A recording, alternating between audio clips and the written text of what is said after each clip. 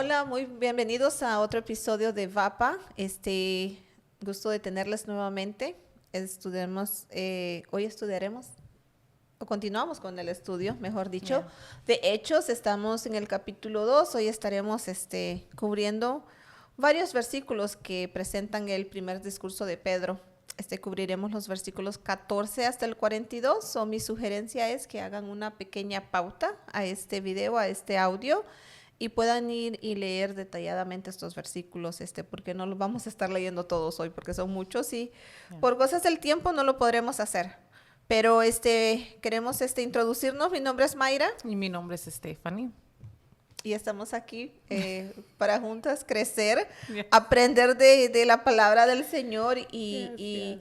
y con un deseo, un deseo más que, bueno, va más allá de un deseo. Es un llamado hecho en nuestras vidas a compartir la palabra del Señor. ¿Que lo hacemos bien? Tratamos. Tratamos, ¿no? Tratamos, pero esto es lo bueno Yeah. de esto que vamos aprendiendo, a pesar, no pienses tú que tenemos que llegar a una perfección de que lo vamos a poder saber todo. Simple y sencillamente dejarnos dirigir por el Espíritu Santo y siempre tener esa disponibilidad de seguir creciendo, de seguir aprendiendo. Amén. Amen. So, I'm so sorry. Okay. Vamos a empezar con una oración para que sea el Señor tomando el control Amén. de este momento. Amén. Gracias, Señor Dios, por la oportunidad que tú nos has dado, mi Dios amado. Te pedimos, Señor, que seas tú tomando el control de ese estudio, Señor Jesús.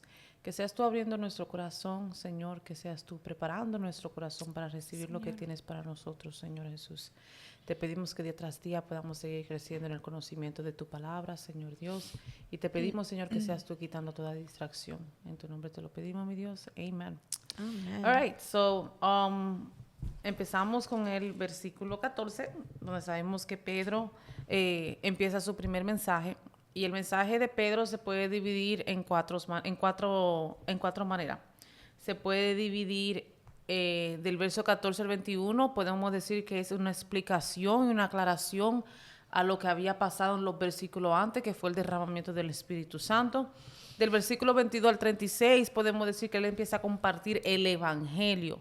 Él empieza a compartir la promesa que se cumplió, ¿verdad? Que se había profetizado. Eso se ve en versículos 22 al 36. Y después vemos el versículo 37 a 42 donde él ofrece una esperanza.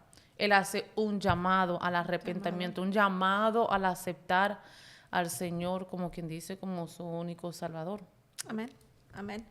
Y es que varias cosas que vamos a poder ver aquí acerca de este sermón, que Pedro explícitamente, como deberíamos hacerlos todos, que tenemos el privilegio de poder compartir la palabra del Señor o poder compartir un mensaje, él explícitamente usó la palabra. Yeah. Y vemos este mensaje lleno de no otra cosa más que la palabra, la palabra que había sido ya hablada a través de los profetas, el profeta Joel, a través de David, que lo vemos en el Salmo 116 del versículo 8 hasta el 11 y el profeta Joel en el capítulo 2.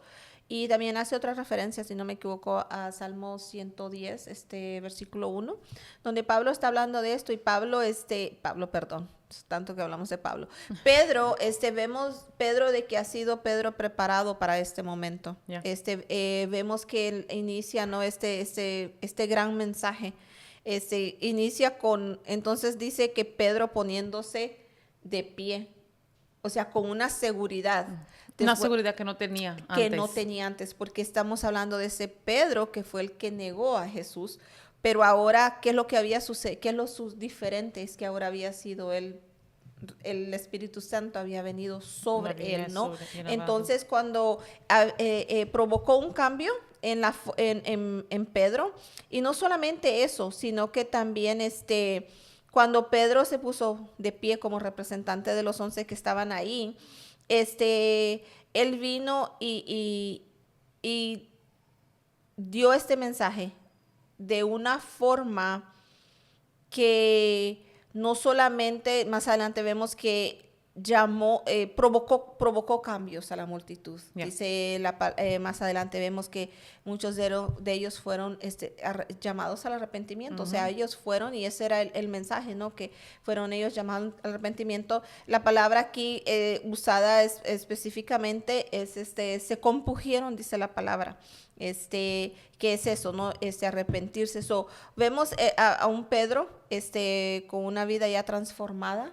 Yeah. Y algo también, porque estaban ellos, antes de que Pedro empezara a hablar este mensaje, ellos estaban hablando en lenguas. Me imagino que las lenguas cesaron y la palabra empezó a ser expuesta, ¿no? Yeah. Y en el versículo 15 le empieza a aclarar, hey, no, esta gente no está borracha. Primeramente, puesto que es la hora tercera del día. Eso significa que era a las 9 de la mañana. Y yo leí, yo creo que un comentario donde decía que a las 9 de la mañana, eso era antes, era muy temprano. Normalmente la gente empezaban a beber después de que hayan dado su cosa a Dios, a sus dioses y cosas así. Ellos no podían, no había manera de que ellos podían estar embriagados. Embriagados. Nos hace esa aclaración ahí, ¿no? De que ellos no estaban ebrios. Y nos dice, y ya después viene y hace la introducción en el versículo 16 acerca de lo que dice el profeta Joel, y dice, y nos habla de esa promesa, ¿no? Y en los postreros días dice, Dios derramaré de mi espíritu sobre toda carne. Y aquí donde aunque aquí está haciendo el evangelio expuesto a judíos, ya después, más adelante, se ha introducido a los gentiles, pero aquí está abriendo a quienes, a toda carne, a toda carne, ¿no? Y vuestros hijos y vuestras hijas profetizarán, vuestros jóvenes verán visiones y vuestros ancianos soñarán sueños. Y eso de profetizar no significa de que muchos pensamos, enseñarme el futuro, no es eso, sino que significa hablar la palabra. Yeah. Simple y sencillamente eso. Yeah. Y de cierto dice, sobre mis siervos y sobre mis siervas, en aquellos días derramaré de mi espíritu, y otra vez habla esa palabra, profetizarán, significa hablarán mi palabra, y daré prodigios arriba en el cielo y señales abajo en la tierra, sangre y fuego y vapor de humo. El sol se convertirá en tinieblas y la luna en sangre antes que venga el día del Señor, grande y manifiesto, y todo aquel que invocare el nombre del Señor será salvo. ¿Esta salvación para quién es? Para todo lo que invocare. Para todo aquel que invocare el nombre del Señor será salvo. Eso es lo que nos dice. Ese es el mensaje, ¿no? Y nos habla de invocar. ¿Qué significa esa palabra? ¿Qué significa hablar? Clamar. En Romanos 19 dice que si confesares con tu boca que Jesús es el Señor y creyeres en tu corazón, dice, que Dios le levantó de los muertos, será salvo. Dice que se invocara. Son las dos cosas, ¿no? Que hablamos de la boca y el corazón, que están enlazadas. El mismo Jesús en Lucas 6:45 nos dice que de la abundancia del corazón habla la boca. En esa última parte de ese versículo. Con el corazón, dice, se cree para justicia, pero con la boca se confiesa para salvación. Eso significa, ¿no? Que aquel que invocare, aquel que venga, y si con mi boca vengo y me arrepiento, tiene que haber un arrepentimiento, pero creo en mi corazón. That's right. Y después seguimos más adelante en los versículos 22, donde él empieza entonces a hablar del evangelio. Jesús vino, ustedes los mataron, ustedes lo crucificaron, pero él murió y se levantó entre los muertos.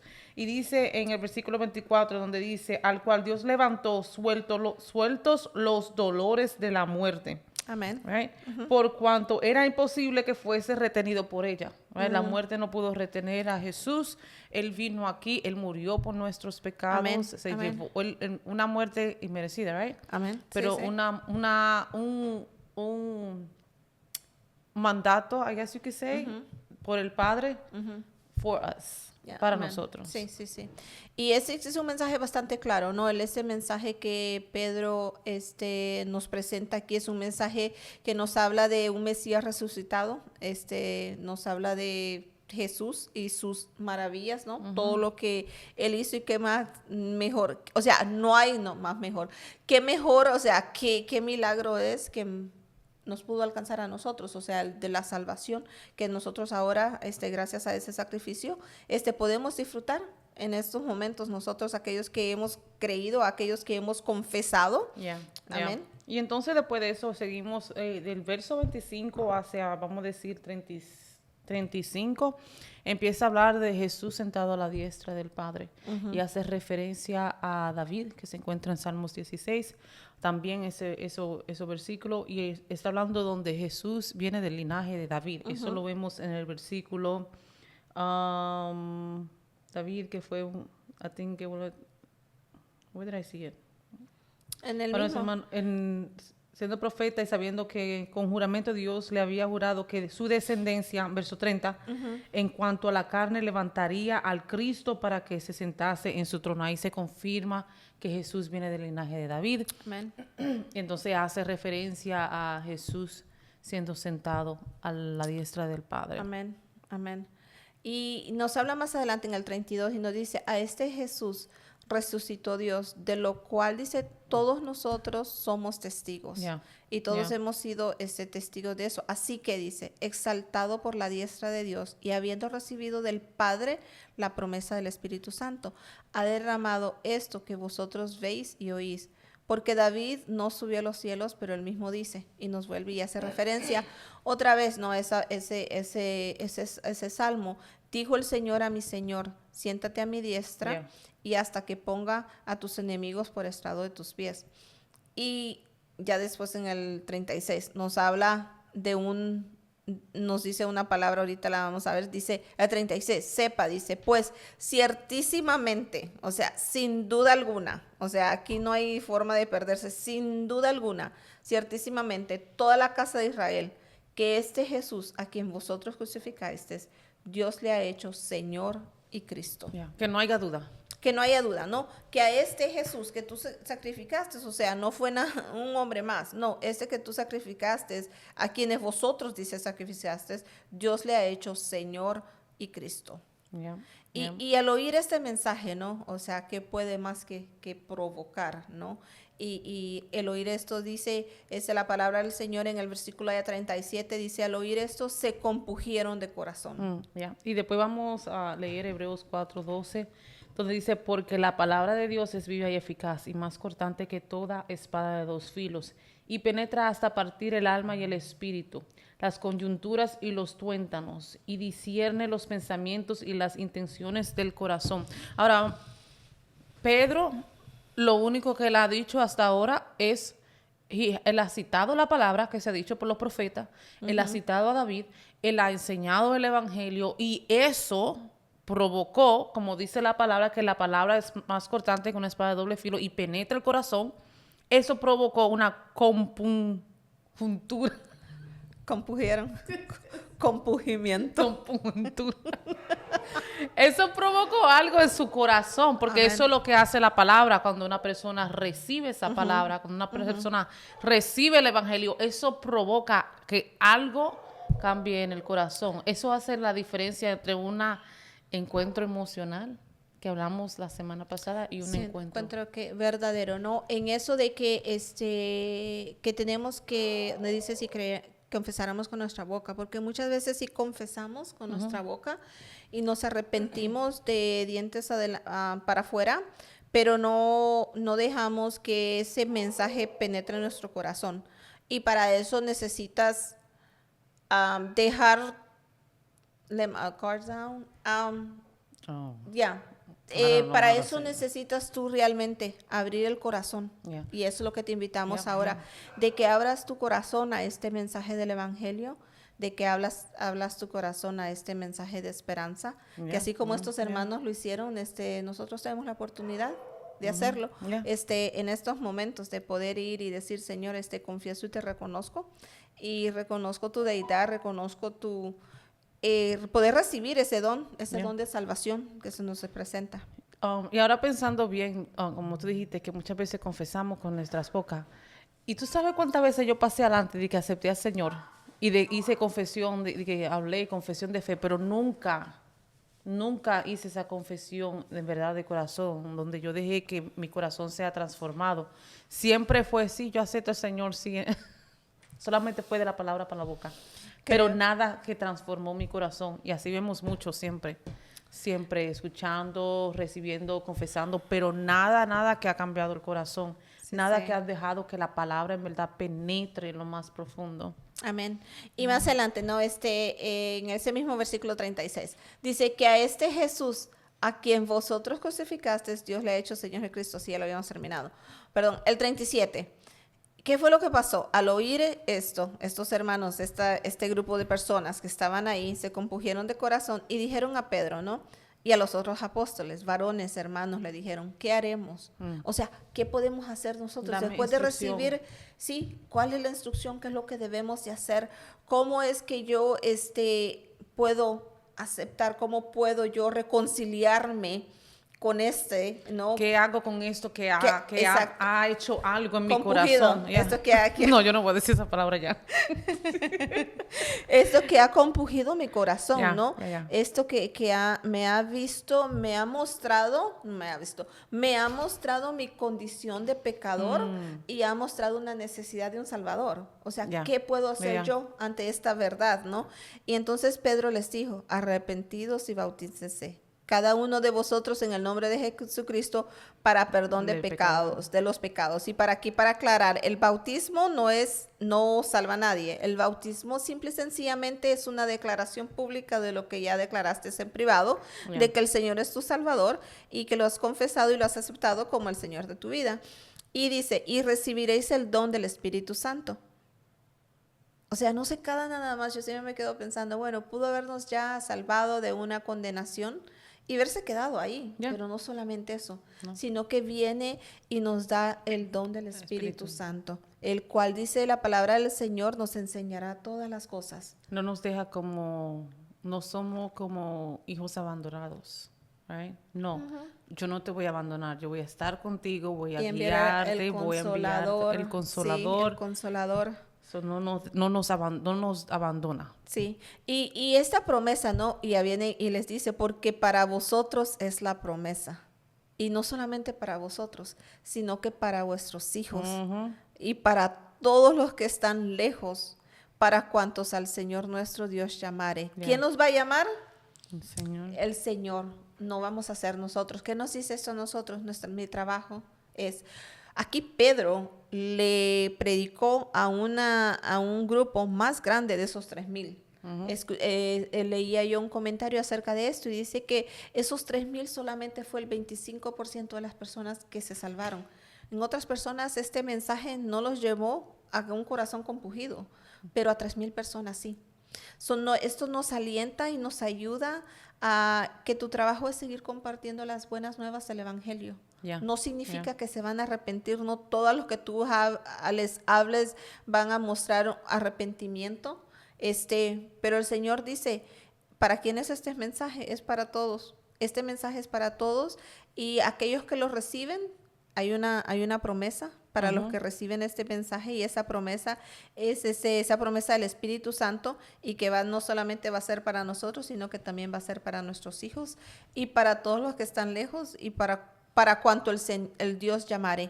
La obra es del Señor, no es de nosotros. Él es el que hace, Él es el que transforma nuestros corazones, el Espíritu Santo es el que nos atrae. Entonces no te desanimes, sigue compartiendo la palabra, no desistas de seguir haciendo ese llamado, ¿no? De ir y hacer discípulos, que es nuestra labor. Para eso fuimos alcanzados. Y me gusta el versículo 42 donde dice, y perseveraba en la doctrina de los apóstoles y en la comunión unos con otros y en el partimiento del pan y en las oraciones. Que no solamente se quedó en, ok, yo voy a aceptar, mi corazón sintió, cambió, acepté al Señor, recibí el Espíritu Santo, fui bautizado. No, sino que ellos continuaron, perseveraron en la doctrina, estaban en comunión los unos a los otros, en el partimiento del pan, que es la iglesia, como quien dice, eso es lo que hacemos, y en oración, ¿verdad? Sí. La oración, la importancia de la oración, y vemos eso constantemente en Moisés, vemos eso constantemente cuando en el mismo Hechos, ellos se la pasaban orando, se la pasaban orando cuando Pedro y Pablo fueron encarcelados. Pedro y Pablo, ¿verdad? ¿Fueron encarcelados? No, Silas, Pablo y Silas. Pedro, was it Pedro y Juan? Bueno, lo vamos a ver más adelante. Cuando ellos salieron bueno, Pedro estaba involucrado. Cuando ellos salieron, ¿verdad? ¿Qué estaban haciendo ellos en la casa? Estaban unidos todos en oración por ellos, para que el Señor haga algo. So, vemos eso mucho durante el libro de los Hechos. Vemos eso también en muchos de los apóstoles. Siempre la oración constante. Y es algo que hemos mencionado, que es algo que ya no se valoriza mucho en el cuerpo de Dios. Sí, y vemos nosotros el fruto, ¿no? De un arrepentimiento verdadero. El fruto de un arrepentimiento verdadero te va a ir y llevar a, como nos dice ese versículo, ¿no? Esa parte, a perseverar en la doctrina de los apóstoles. Te va a llevar a tener comunión con los otros hermanos. Vas a querer convivir con los hermanos. O sea, una de las cosas que cuando yo llegué a los pies de Cristo, eran unas cosas que no entendía. Yo decía, ¿yo por qué tengo que estar con estos hermanos? Pero ya después, cuando lo entendí, cuando realmente vi exactamente qué significa ser parte del cuerpo de Cristo y la necesidad, o sea, que es necesario, porque muchas veces nosotros confundimos la iglesia con ser un edificio. Y el edificio la iglesia la confundimos todos nosotros, todos los santos, ¿no? Los que hemos sido ya alcanzados. Entonces, y nos lleva eso a tener comunión unos con otros. Y aquí nos dice que en el partimiento del pan era que cenaban todos, convivían. Después de ellos estar aprendiendo de la palabra, tenían culto. Eso significa, ellos venían y tenían culto. Estudiaban la palabra, tenían comunión unos con otros, y ya después iban y decían, ahora ya terminó el culto, vamos a cenar. Para la casa de Mayra. A cenar, y después de eso no terminaba ahí, ahora vamos a orar unos por otros, ¿no? Entonces eso significa, ese es el fruto cuando ha habido un verdadero, cuando nuestros corazones realmente han sido compungidos, vemos un corazón arrepentido. Vamos a ver estas acciones, porque son acciones de las que se hablan aquí en este versículo 42. Sí, si podemos, para dar el final, podemos decir, ¿verdad?, que este primer discurso de Pedro es como un template a cómo una persona debe de llevar el mensaje, o debe de predicar, ¿verdad? Sí, es la homilética, cómo preparar un sermón. Right? Él hace cita a la palabra, ¿verdad? Que quizá tenía menos que nosotros tenemos 66 libros, y habla del evangelio, y después he offers, right? Ofrece esa esperanza que se nos fue ofrecida, ¿verdad? Esa salvación.